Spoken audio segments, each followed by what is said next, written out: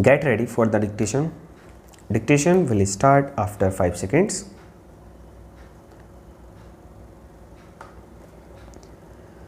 Madam, I should like to refer to some of the boards on this will, particularly board number 50 regarding the Ministry of Home Affairs. A good deal has been said about the need for the relaxation of the present state of emergency.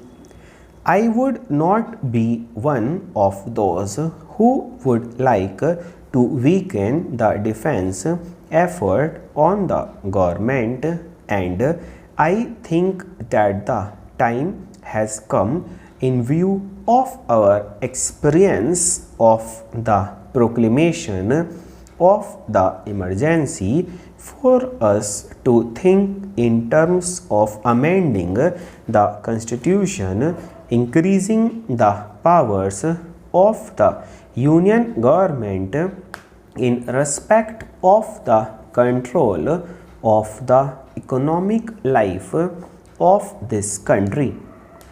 This should be a part of our regular constitutional framework.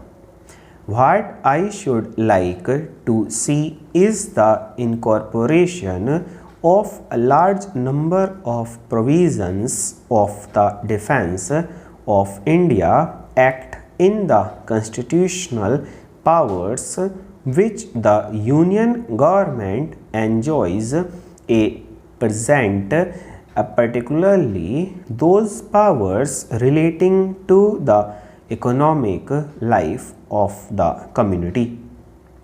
I am not very happy at the large number of persons who have been detained in jail, and in view of the general relaxation of conditions on the border, I think that the time has come for government to release all persons unconditionally.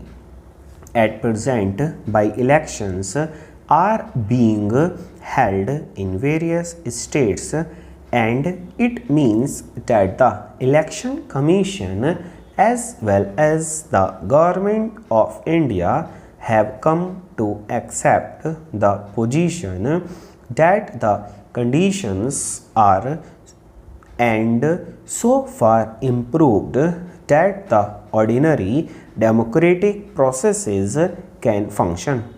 If that is the case, there is no need whatever for the detention of persons in jail on account of the emergency. What I should like to recommend to the government is that, wearing the provisions that they have in respect of the control of the economic life of the community, they have also allow normal conditions to return. Now, I should like to refer to board number 9 on the defense services. I believe it is generally known to this house and the country that recruitment to the army has not been satisfactory, and that a large number of young persons have not come forward to offer themselves for recruitment.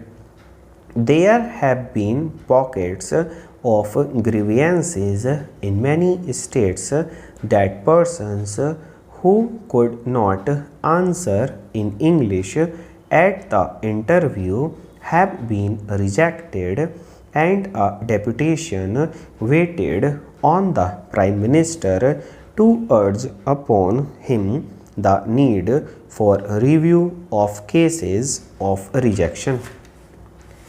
In view of the fact that Hindi has become the official language of this country since 1965, I think that the time has come for the army authorities to conduct the oral examination at least in the regional languages of the country.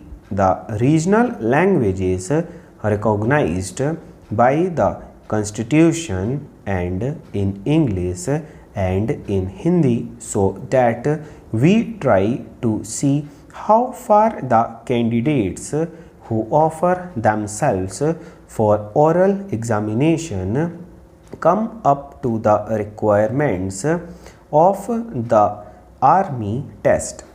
I do hope that as a result of the efforts that government will make in this connection, a large number of persons will come forward to offer themselves for recruitment to the army. Madam, I should like also to refer in this connection to the feeling that persons who offer themselves for recruitment from among the government servants are under uncertain of their future prospects.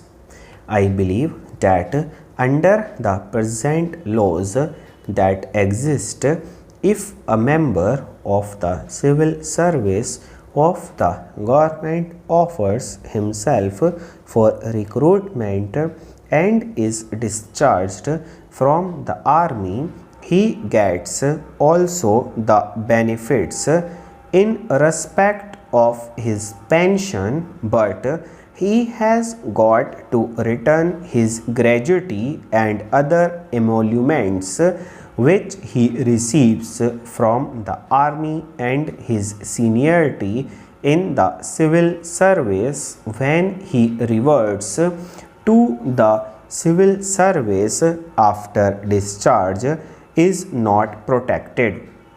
On that ground, a large number of persons who are civilian employees of the government are not prepared to offer themselves for recruitment to the army. Persons who are in the civilian employment of the government, persons who have the necessary administrative experience can be usefully utilized for the running of the supply corps and the administrative service of the defense ministry. I think that government should waive the present restrictions in respect of civilian employees offering themselves for recruitment to the army and give the civilian personnel the right to seniority on the basis of their army service when they revert to the civilian employment after their discharge from the army. I hope that the defense minister will look into this matter. I would also like to refer to the general feeling of disquiet that is there in this country about defense expenditure. The report of the defense ministry does not give adequate information about what is going on in the defense ministry. My good friend, who was a member of the old Central Legislative Assembly, will wear me out when I say that under the British government we got more information about the army than we have from our own government. I know that we have got to protect an independent country from external aggression, full stop.